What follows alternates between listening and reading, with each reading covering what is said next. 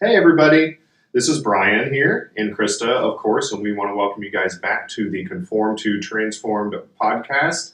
This is our 8th one already, and it feels like it's kind of flown by. I can't believe that we've done this many, and it's so much fun. I just have a really good time doing these, and so I'm going to let you fire it off as usual. I'm going to actually fire it up by reading a verse today. Okay. All right. You are the light of the world. A city that is set on a hill cannot be hidden, nor do they light a lamp and put it under a basket, but on a lampstand, and give it light to all who are in the house. Let your light shine before men, so that they may see your good works and glorify your Father in heaven. Matthew 5:14 through 16. Nice. And you didn't steal any of mine, because I have a lot of Bible verses today. Mm-hmm. So why did you do that? I don't know. It stood out to me today. I see a lot of people struggling with knowing their worth. And God just said that you are a light and to let it shine. We don't put lights under the table. Yeah. We put them on the table so that they can shine. And if He is commanding that and telling us that we are a light, then we need to stop having so much self-doubt and so much negativity, because we can't love others if we don't love ourselves. Yeah, that was we did not plan that, by the way, but that's actually the basis of the whole ministry. Really, is people that feel like that they're not worth enough and that feel beaten down and all of that. So that's a really cool verse, actually. And as you can tell, we have a different scene here today. Krista and I came, and I actually checked it out yesterday, but we are at the Westfield New Library, which is really, really cool. So we're in kind of a podcast room. We've got umbrellas behind us, a green screen. It's so kind of just a different, kind of a funky setup here. Yeah. And so, but this library is really, really nice. And you have to forgive me as we record this, because I just had a quad espresso Americano, courtesy of Rivet Coffee here. Shout out to Rivet Coffee, of course.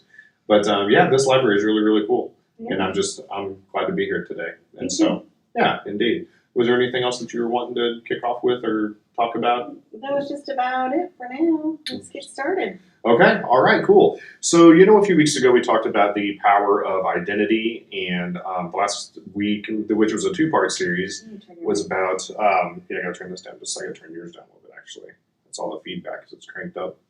Keep in mind this is a new studio, so I think it's your we're learning as we go. You're the one who's loud. Yeah. Let's see here. He's trying to set his mic to the same settings mine is. And that's not going to work.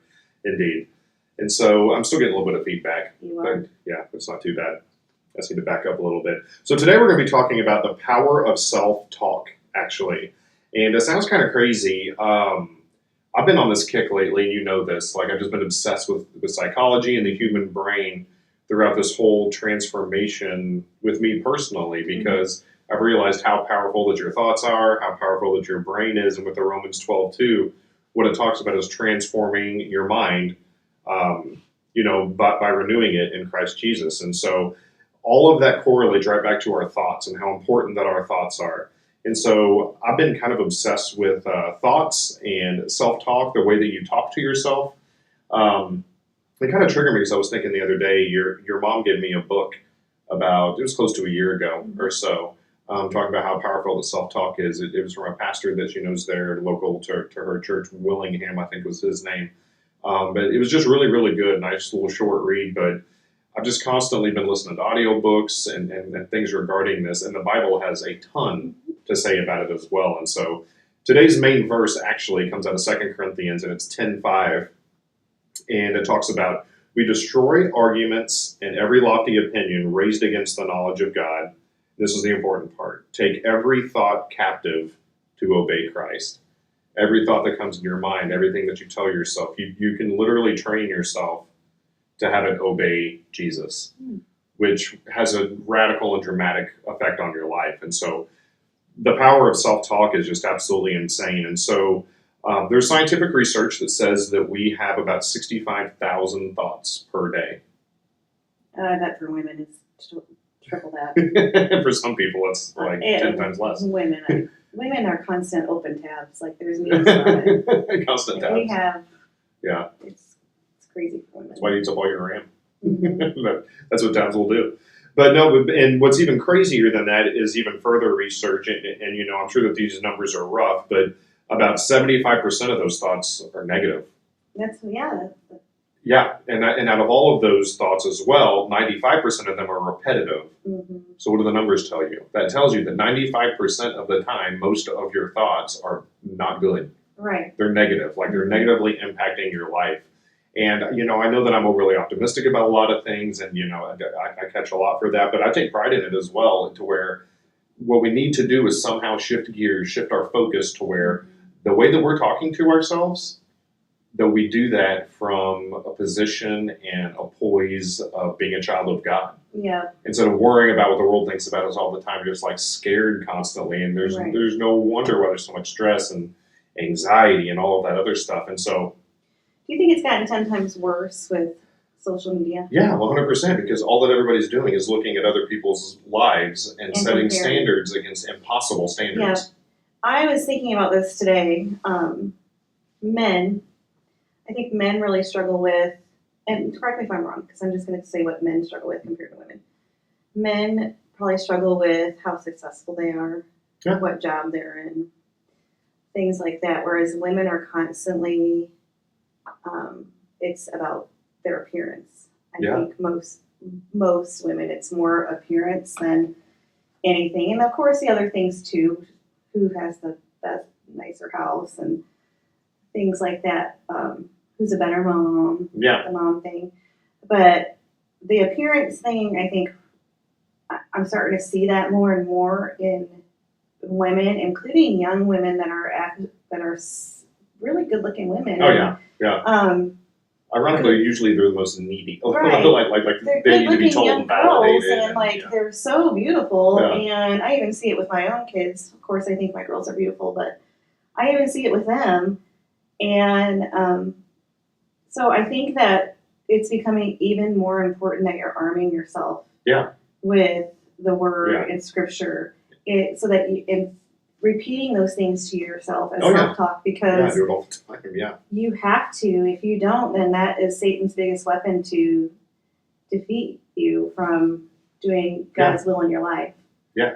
And so go ahead. So we talk to ourselves every day, and you're right. Like it's becoming more increasingly needing validation, and I don't want to call it needy really, but just like tell me I'm pretty 1,000 times a day. And if they don't, they're super duper depressed, and it's because they're constantly looking at other people that they think have more than them, or that are more attractive than them, or they're more successful than them. And you're right, guys tend to think about the success side of things, and it's really more about like a validation. Right. Like, am I a man? You know what I mean? Like, and so we compare ourselves against that. Right. And so that's one of the things about renewing your mind. It would help change my life, is whenever I did that, I started changing the way that I think. I preach on that. You're going to hear that every single podcast, I promise you. Because, and the Bible even says it too, what you think, it flows out of your mouth. Right. It just does. So what are you thinking about all day, every day? Well, what you're thinking about all day, every day directly correlates with the stuff that you're pumping in your head all day, every day, right? And so we're going to talk about the power of self-talk and how you can shift gears. Something that I've gotten really good at, being obsessed with all these psychology books and just studying the brain and studying, like, how do you truly change the way that you think? Like, can people do that? And I'm telling you that yes, they absolutely can, because I did it, and I've seen other people do it as well. But there's certain things that you can do to improve that self-talk. And so we're going to have a bunch of Bible verses today. We're going to get super biblical today. And I'm not just going to be reading verses the whole time, but there are more than usual. Don't worry. Yeah, no, she won't. If I had my way, I'd be doing that for like 2 hours. But yes, indeed. So the number one thing that you can do that I see in the society all the time, take responsibility for yourself. Take responsibility. Like, people blame everybody else for everything all the time. It's just like it's somebody else's fault, right? And, like, I know some people, they have childhood traumas, they go through things, I mean, all of us have been through that. Right. And, like, therapy is necessary for some people. You got to talk about that. You got to work that stuff out. But somebody that, like, got in an argument with one of their friends 14 years ago, and they're like, well, I just can't hold down a job now. I was really, really damaged from that thing 12 years ago. Like, you got to take some responsibility. Like, God calls us to be responsible and to do that. Even Galatians 6:5 says, for each will have to bear his own load. And yes, like, people can affect us in certain ways, but at some point, you got to get over it. Like, you are you, nobody else is you. take some personal responsibility, Mhm. and start being more conscious of what you're thinking about. Like I've gotten really good at if there's like bad thoughts in my mind, or if I'm like in a really bad mood for some reason, I'll stop and I'll ask myself like, why do you feel like this? Why? Like take those thoughts, make them captive to Christ instead of yourself, because yourself is going to fail every single time. Right. And so just being aware of that instead of just being a robot. Like we talk about it, conformed to transformed here. It's just like people are just, they're walking on autopilot. And like stop and think and like take some responsibility for your own brain. Right. And so another thing is that action is crucial. Mm-hmm. So we can go to church all the time, we can read our Bible, we can read all of these things, but are you taking action? Mm-hmm. Like you're taking massive action. Like you can have a really, really good idea and it all looks good on paper. And I've been guilty of this as well, is like writing down a perfect plan. Like this looks really good. We do it with diets. We do it with all sorts of stuff. We'll plan it out. Everything looks good. We're organized. The pen's in the right place. The Post-its are in the right place. The calendar's set up. You know, everything's ready to go. And then you don't do anything. Right. You don't take action, which is worthless. Right. Absolutely worthless. And so.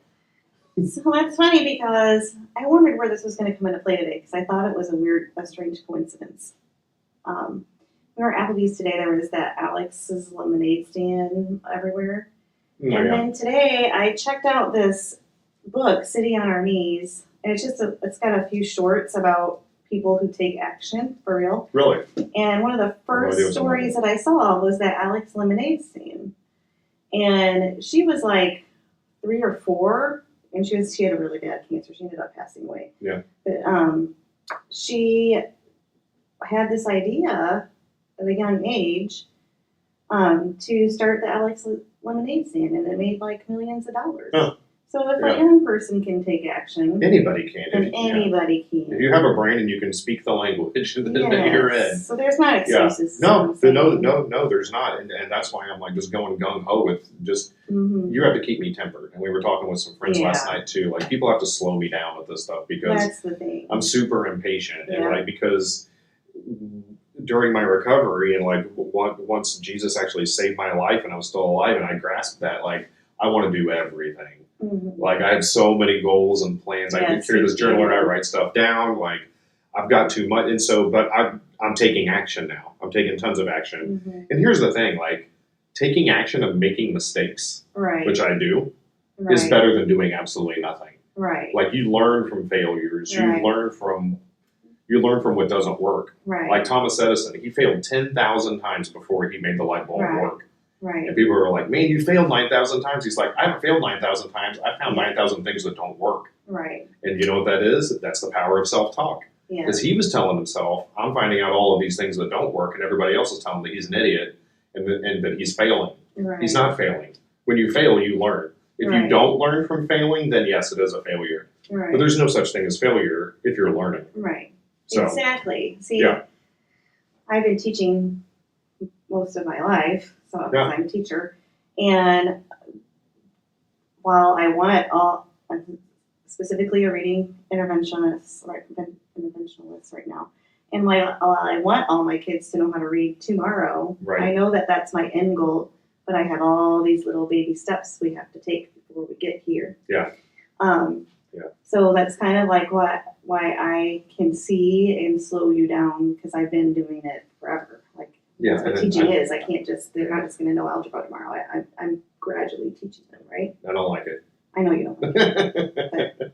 I know. I'm working, Bobby. I want to go fast, for sure. And, I mean, it's a good thing. It's a good thing to be passionate and all those other It things. absolutely And is. that's why the balance of an awesome wife usually helps out a whole lot because, you know, you're the yang to my yin, right? Yeah. And so it makes me mad sometimes. I tell you that you don't know what you're talking about, like a lot, even though you probably do. About I half the have to time. slow you down. We need a plan. Yeah, This I is know, the plan. yeah. Here's your goal. Yeah. Here's the plan. Yes, well, Yeah. I plan on continuing here now. So, Yeah. yes. That's part of it. Oh, it's totally part of it. Yeah, no, yeah. I'm just messing with you. So another thing I wanted to touch on about, so we're talking about action, right? Yeah. And so how does this apply?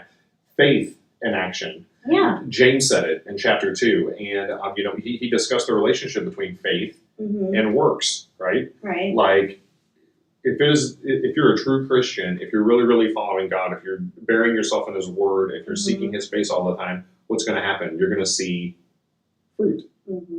You're going to see fruit, and so faith without works is dead.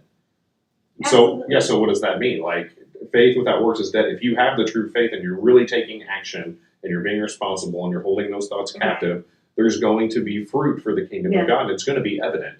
You have to take that time to listen to God, though. I know. Yeah. Shout out to Michelle Carlos. Her thing is what's a good thing isn't necessarily a God thing. Yeah. And that's great. Yeah. Because She's preached that to me a few times too. it teaches. Yeah, it just you can't do everything. You can't save the world, first of all. Yeah. And second of all, just because it's a good thing doesn't mean it's a God thing. That's and very you're true. listening to God, and Yeah. God will light that path for you. Right. If you're listening to God. So it's very important that you're in tune when you're taking action. Well, yeah. That you're also praying and talking to God and getting into the Word so He can guide you. And that's where discernment comes in as well. And we've talked about that. In discernment, if you are in His Word, and again, if you're seeking His face, if you're praying all of the time, if you're talking to Him, like I talked about, as soon as I got sober, I'd go on those 2-hour walks and just literally talk to God like a crazy person. Whenever you do that, you start discerning what the good things versus the God things. Yes. And all of a sudden, and He'll also get really, really good at slamming doors shut and flinging doors wide open as well. Absolutely. He'll make things blatantly obvious. Right. But us as humans as well, we can have a tendency to see something as an open door that's not an open door. We want it to be one. Right. And we pry that door open with a crowbar a little bit, which is not our job. Which is funny because I'm probably the opposite. I am real hesitant all the time. Yeah. So it's pretty funny to see. For me, it's like God needs a flashing neon sign sometimes. But I'm getting better about it. You are. I'm getting better about it. Yeah, like you need street signs and like flashing. Right. Like, I'm getting way better at it. If the door's barely even open, I tend to like basically kick it open. And sometimes I shouldn't. Yeah, exactly. Yeah, exactly. Okay, so going back to faith and action. And in John 14:15, He also said, so obvious, so blatantly obvious. If you love me, keep my commandments. If you love me, keep my commandments. And so, if you are a true follower, if you're really, really seeking Him, you're going to do what He says to do, right? Like all this, it's like our kids. If you love me, please do what I ask you to do. And sometimes they will, sometimes they won't. But us as humans, the same thing with God. And sometimes we will, sometimes we won't. And so, Jesus was emphasizing there basically the genuine love for Him. It's demonstrated through obedience, and it's demonstrated through action, and not just words. Yeah. So you can say all these things, but actions is very, very important. Another thing that I think that you can do to take control of self-talk is proactive living. And it's so funny that you said this because look at this. This is in my notes. You didn't know this.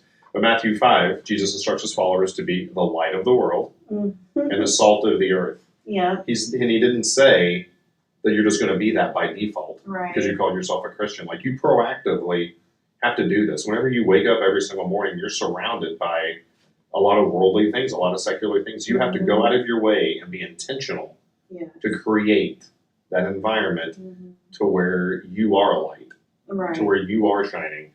And so, it's just very, very important. We should actively influence the world. And how do we do that? We do that by living out our faith and doing those good works. I'm not saying work at a soup kitchen 7 days a week. I'm not talking about it like in your life. People can tell. Right. People can tell. Like, if I was to sit down and talk with you for 15 minutes without knowing much about you, I think I would walk away knowing that you follow God and that you believe in God. Okay. Even if you don't blatantly just flat out say it, it shines through us. And that's very, very biblical that people see something different. We're supposed to be different. We're supposed to be set apart. And that is a huge, important part, I believe, of capturing those thoughts and being aware of that and, doing a better job of your self-talk. Oh, yeah. Yeah. When you're intentional with it instead of just being a robot. Wish I had $1 for every time I said robot. Say a lot. Anyway, and so how do we overcome self-limiting beliefs? Like, what's a good way to do that? I don't know. Reading, praying. What do you think? I think it's adopting a stronger mindset, and you can only do that through your time in studying in the Word and stuff. I think it's discernment for sure. Yeah. Learning to listen to God, learning to talk to God, learning to definitely hear what He's saying to you. Yeah. Because when you do that, then you're like, oh, you kind of, like with anybody, once you have a purpose. Yeah. And you know your purpose, you feel validated, right? Yeah. Same thing. It's along the same line. So when you get there, like you're kind of like, oh, I just posted this on Conformed to Transformed about checking out some books. I have really felt lately, like it started with Chris last week. One of his questions was, what books have you been reading lately? And then You thought none. Yeah, and then Christian was posting all these good books, and then it came up again somewhere else. I don't even remember, somewhere else in a Christian setting in the past couple of weeks what you've been reading, and I'm like, oh my goodness, God is wanting me to read dive into some nonfiction Christian literature because it's just been everywhere, every side. But when I know that, I get excited because I'm like, what is he going to teach me this? Because it is exciting. I know that something's going to come out of it because there's a reason that he's wanting me to do it. Even better, you know something good's going to come out. Right, something good's going to come out of it. Yeah. But that all comes with learning to talk to God and learning to listen to God. Yeah. Yeah. Through various ways. Yeah, and the more that how do you learn to listen to him? Ironically, you do that by reading his word. Mm-hmm. So the more that you read it and you dive into it and you study it and stuff, that's when the discernment becomes more obvious. Right. And it always ends up in a good thing. It is exciting whenever you get validation, when you know that it's a God thing. Right. Because you know something exciting is around the corner because he doesn't do not exciting. Right. Yeah. Right. And so, it bumps you up. Like you can be fired up by that every single day, and I am. Yeah. And he knows my personality, so that's why I get like signs everywhere from him before Yes. It's like, okay, Chris is not getting it. Let's do one more. Let's do it again. But he made me, so he knows. Yes, he does. He knows every hair on your head. Yeah. Yeah, and so let's go ahead and chat about overcoming self-limiting beliefs. Mm-hmm. I noted 4 things that I wanted to touch on here about it. We can overcome that through our identity. Shocker, going back to identity again. But 2 Corinthians 5:17 says, "Therefore, if anyone is in Christ, the new creation has come. The old is gone. The new is here." Mm-hmm. And so whenever that happens, there is newness in you, and that's how you can overcome those. Like once you realize how powerful that you are, which we'll dive into here in just a second, you're powerful because of who lives in you. Right. One of my favorite songs says, "I know who I am because I know who you are." Mm-hmm. That is so powerful for identity. It's like, I know exactly who I am because I know who you are. Right. That's just, I don't know, that's amazing to me. I absolutely love that quote. And so, which leads me to the second point, which is God's empowerment. In Philippians 4:13, "I can do all things through Christ who strengthens me." Mm-hmm. I know there's a simple verse that I feel like every Christian knows, like they have that memorized. But do you really believe it? Right. Like when you're talking to yourself, do you really believe that whenever these thoughts are running through your head? Let's talk through, or give some examples of doing all things through Christ who strengthens you. For you, what's the biggest thing that you've been able to do through Christ who strengthens you? I mean, it's going to sound silly, but it's like through my working out and stuff that I got into and that I got obsessed with. Like, I feel like... I think there's a bigger one. I feel like you already know and I don't. What did you conquer? Oh, well, the alcoholism, of course. Well, yeah, of course, obviously. Yeah. I'll say that from the mountaintop, absolutely. Right. I could obviously not do that on my own. That's a big one. Yeah, it is. And I couldn't have done it without him. Exactly. That's the whole point of this ministry, quite honestly. Yeah. Exactly. Yeah. But the point is getting to do all things through Right. Christ who strengthens me. And yes, kicking alcoholism is one of them. If you're struggling with any sort of addiction, if you're struggling with self-doubt, if you're anything, bad self-talk, that's what this whole thing is about. Is like, you've got to remember that you can do all things through him who what strengthens you. Yeah. And we're weak by nature. And that's whenever I really started turning around. It's when you finally give up and you say, I can't. Right. I can't, but you can. Right. And that's when things turn around. And Actually, I've been thinking about this lately because it's something I struggle with. So I'm going to be real with everybody. I have not shared our podcast from last week to Facebook social media. Yeah. Because I do not like people looking on it. I know. So I think God has been saying to me, first of all, I need to see myself through his eyes. Yes. Yes. And that it's a sin really not to. Yeah. Because he created me and I'm something that he created. And you're making his image. I am. Yeah. And I am disobey, I don't know, what word am I trying to, I don't know, not following him if I don't love myself like he Yeah. did.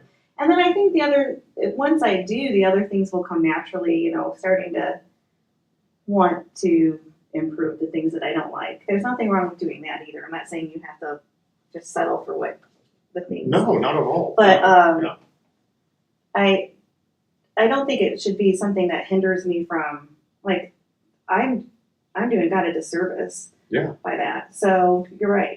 Yeah, like whenever you're saying I'm not good enough, what he is Right. saying is that I made you. Like I made you, and there are chapters in the Bible that just talk about how in love with you that he is, and like Right. how magnificent that you really are. You, one of one, Right. as a person. He did not make another you. Right. He may have made people that are similar to you, may look like you a little bit, but you are you and you alone, Yeah. and you're amazing. Yeah. And that's how that he wants you to see yourself. Because I'll be honest, if you don't love yourself, you can't love other people. Right. Exactly. If you don't forgive yourself, you can't forgive Yeah. other people. And like you said, with all of these nights and stuff, like I've had to quit quite a few things that I was involved in that I really, really loved. I've had to pick and choose the stuff that I'm going to get rid of, because what I realized is that if my cup is empty, how can I pour into anybody else? Right. Right. If you're running on empty, you have nothing to give to anybody. Exactly. And so that's another part of the slowing down. We might have to do an episode on slowing down.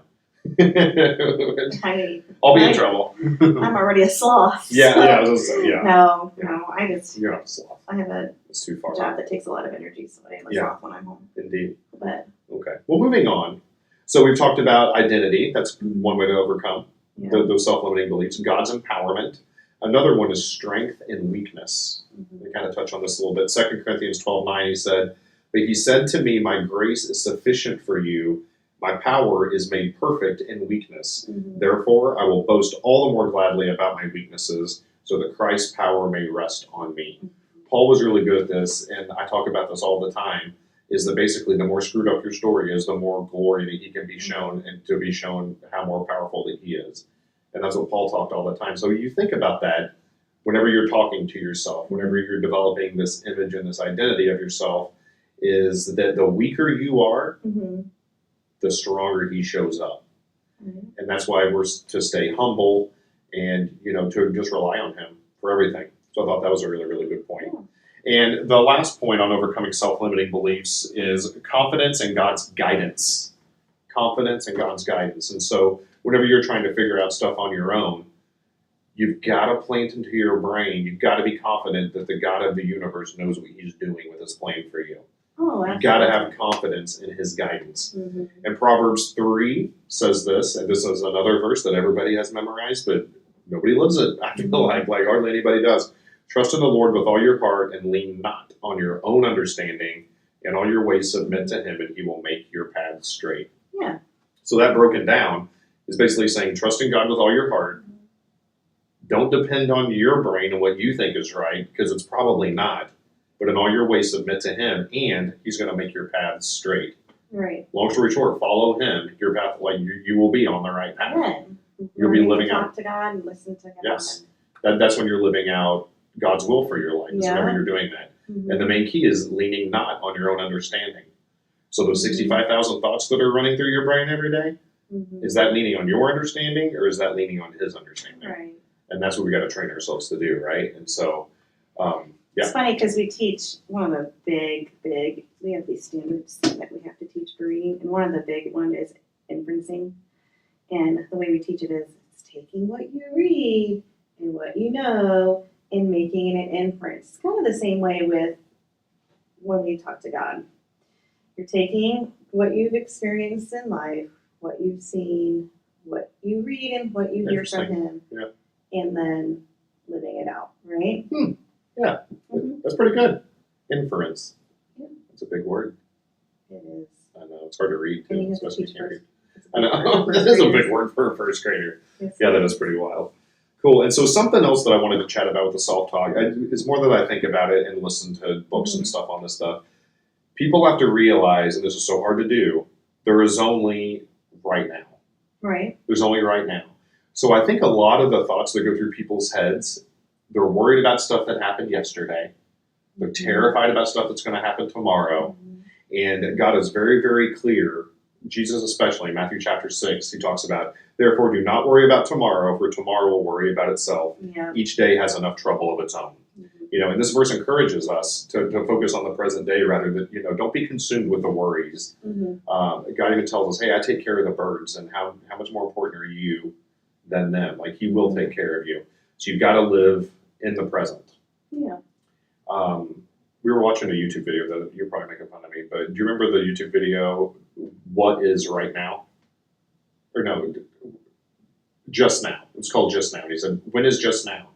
Oh, yeah. Well, just a second ago. Yeah. When is just now? And so living in the present, I think, is very, very important. Like today, like I'm past the point, I don't believe in coincidences anymore. Right. I don't at all. Like I see what I feel are signs. I see what I feel is God nudging me in certain directions. And so like this day, this morning, whenever we woke up, like today is today. Right. Tomorrow we're going to have church. We're going to have all those things that we do. But like today is today. And we need to focus on that. Like God has plans for us for the next 3 hours.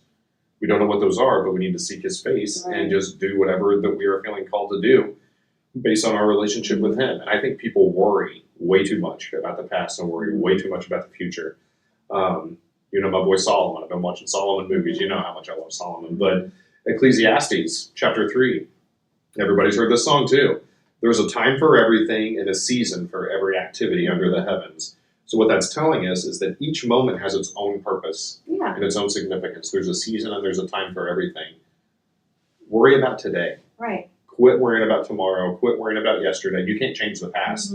That took me a little bit to get over. And I remember Juana at church, she kept coming up to me and she's like, don't you worry about the past. Don't worry about what happened. The enemy's going to be trying to attack you and convincing you about what happened yesterday. Forget yesterday. Right. And that's true. You forget yesterday. Now, I think that things from 2 minutes ago can affect you. Because let's talk about our purpose is what? What is our purpose as Christians? To follow, well, to show God's love through our own lives, through our own experience. So that we what? Bring others closer to him. Right, yeah, to show God's love, right. Yeah. Like there are times, like I like to try to keep this mindset. Now I know that this isn't the truth, but I try to keep the mindset that everyone I talk to could be an angel on earth, right? Yeah, I mean, yeah. And everyone you encounter, from when you go through the drive-thru somewhere to the lady at the coffee shop, everybody, I try to keep that mindset. They could be an angel on earth. Yeah, no, that's amazing. And you know I treat people anything like that. from, if you don't do that, if the one time you don't, because you're thinking about something that happened 2 minutes ago, which is so often. Yeah, so it's often, common. Right. Very common. Yeah. Or you're buried in your phone, or you miss those opportunities. You do.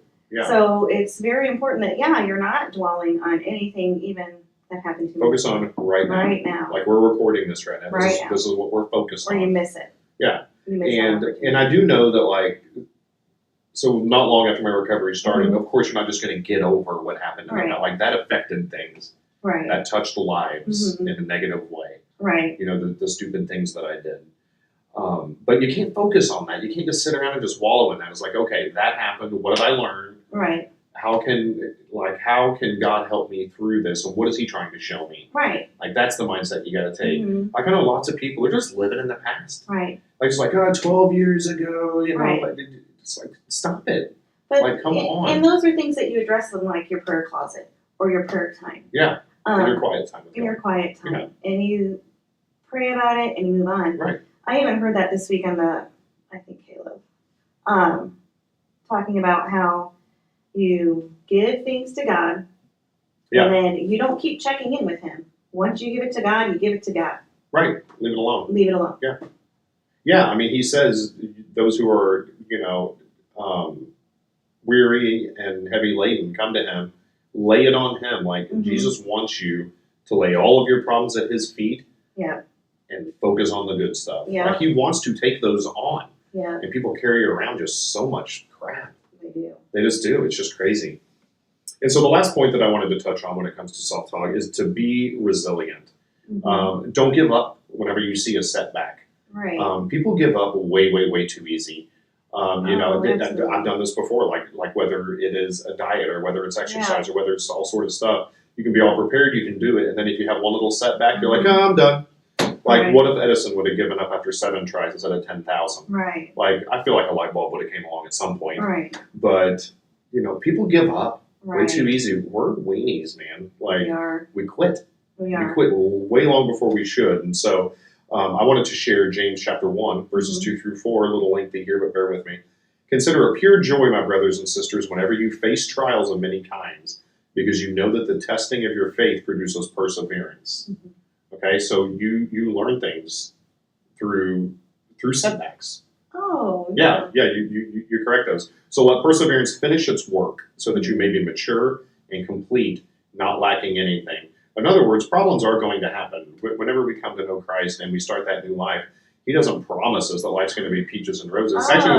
It's actually you're going to see more. Yeah. You're going to see those attacks. But what He promises you is that 1, He's going to get you through those attacks, and 2, you're going to be an awesome person because of it. He's going to mold you and shape you. And when you're following His will, you're becoming the person that He created you to be, which is beautiful and perfect. And that's why my self-worth is probably a lot more than it should be, right? Like, and that's only because I know who lives in me. Right. Like, because I've just been burying myself and pumping my brain full of that stuff. And I see my worth in Jesus. Like, I know that I'm one of one, and there's things that I can do that nobody else can. It's like, once you get that and you realize that power and your self-talk changes, and I guarantee you, I talk to myself a lot differently than a lot of people, and I talk to myself a lot differently than I did 2 years ago. Oh, whenever I was going through all my problems. For sure. Like, I was full of shame and guilt and pain and just constantly. Now it's the opposite. I'm thinking from a victory standpoint. Yeah. God's already won.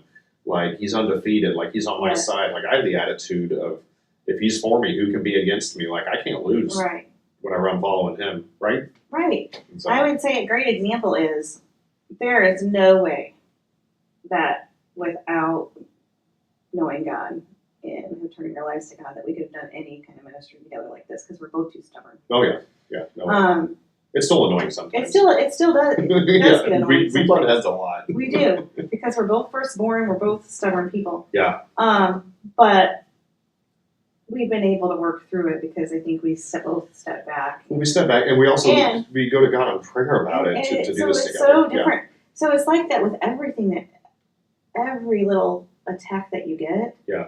It's just a different way, because you don't feel as defeated in those moments as you used to. Right. So you don't turn to the bottle or turn to depression or whatever. It's just different. Yeah, you've got to fix that self-talk, man, because once you get that right and you start seeing yourself the way that God sees you, you will absolutely change the way that you think. Yeah. And when you change the way that you think, you change the way that you act. And when you change the way that you act, you change your life.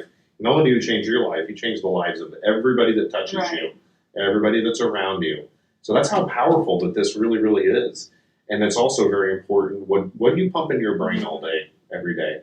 What are you listening to? What are you reading? What are you watching? Oh, absolutely. We touched on that a little bit last week. Yeah, indeed. And it's just whatever flows into here is going to flow out of here, which means it flows here. And absolutely everything. And so I can't stress enough how important that is. It's very, very important. Yeah. Very important. And maybe if you continue to struggle with self-doubt, maybe you need to have a group of believers lay hands on you in prayer. Yeah. Well, these small groups that we're doing, like how big is that really? Right. I know that I keep talking about it, and it's not just because like I'm leading the circles at our church or anything like that. It's like I'm truly passionate about these small groups, because that's when you talk about real life, and you get that out, and so you can start removing that self-doubt, and you have a family of believers that can speak into you and pray for you, and just do life with you. Because all we need is a faith the size of a mustard seed. That's it, yeah, and that's all. And I know a mustard seed sounds weird, but in biblical times, it's like that's the smallest thing that you, like today we would say an atom or a molecule, but back in those days, whenever that was being written, a mustard seed was about the smallest thing that a human could fathom. Nobody knew what atoms and molecules were. But yeah, the whole point is like you don't need much faith. When you truly depend upon God, even just a little bit, He magnifies everything and just glorifies it. And it's just, I don't know, it's absolutely awesome. And as far as being resilient, like not giving up whenever you see a setback, the last verse that I want to share with you is regarding strength in weakness. And we touched on it just a little bit earlier. But in 2 Corinthians 12, said, but he said to me, my grace is sufficient for you, for my power is made perfect in weakness. Therefore, I will boast all the more gladly about my weakness, so that Christ's power may rest on me. To me, that's the most important verse that we discussed today. Mm-hmm. And it highlights God's strength, and it's made even more evident throughout our weakness. You know, if you can go tell a story about how that you couldn't do something, but he could do it because he lives inside of you, that's a beautiful testimony. Right. That's an amazing story. Right. Right? Unashamed. Yeah, unashamed. Yeah, indeed. And it's really hard to do just because through the power of our self-talk, thank you, is that we are terrified of what somebody's going to say about us, or would we, and I've told you this, it's just, oh, Brian's a Jesus freak. Right. Well, And it's, maybe I am. You know what? It's been ingrained in us to be these cookie cutter, right. fit a stereotype people. Hence the conform to transform thing. Right? Whatever it is. Yeah. Live in a subdivision where the house is all 2.5 kids, right. 2 cars. 2.5 kids. Yeah, we're under a lot of pressure to be like everybody else. Right. Yeah, and God's calling us to not be like everybody else. I think sometimes Christians are guilty of it too. Like 100%. Sometimes more often. Sometimes more often. Yeah. And we really need to try to be careful of that. Yeah. Just not so close-minded to things. Right. I mean, things need to be biblical, of course. Yeah, there are standards and there's moral standards. I things are getting, the division between people and the things that people let divide them is getting worse and worse. Like the tolerance is getting worse. People are mad all the time. People mad are at everything, 24/7. Mad. They'll say They'll find anything to argue about. Freak and out.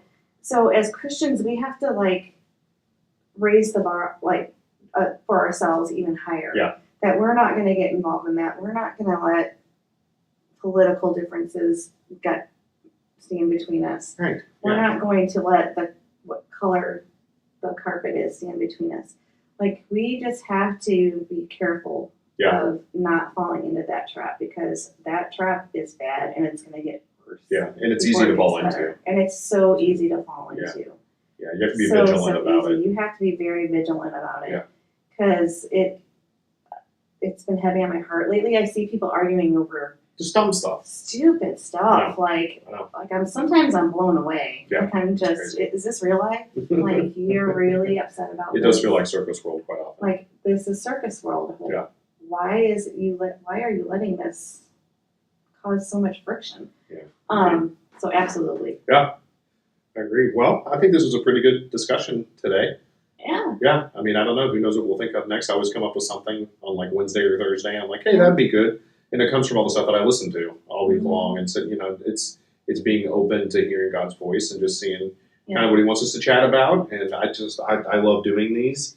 And was there anything else you wanted to touch on? Yeah, I wanted to say, okay, so we have found a space that's a little more usable, user-friendly. So if anyone has a transformation story that you would like to share, please reach out to us so we can have you as a guest on our podcast. Yeah, that'd be amazing. Love that. We would love to get some transformation stories going on in here.